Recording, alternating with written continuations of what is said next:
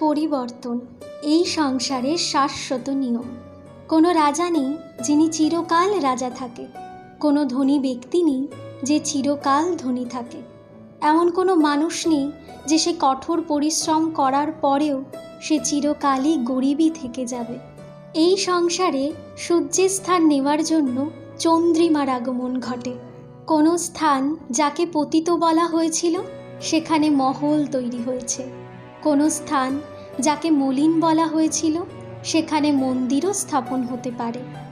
কোনো ঋতু চিরকালের জন্য থাকে না, কখনো সময় চিরকালের জন্য এক থাকে না।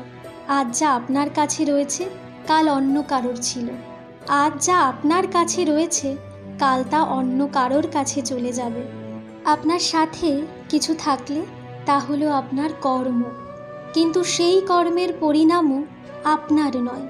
আপনি শুধু কর্ম করুন, বাকি সব কিছুই পরিবর্তনশীল। কিন্তু সেই পরিবর্তনকে দেখে ভয় পাওয়ার প্রয়োজন নেই, তাকে স্বাগত জানান। যদি আপনি হাসি মুখে সেই পরিবর্তনকে স্বাগত জানান, তাহলে সেই পরিবর্তনও হাসি মুখেই আপনারই সাথে থাকবে।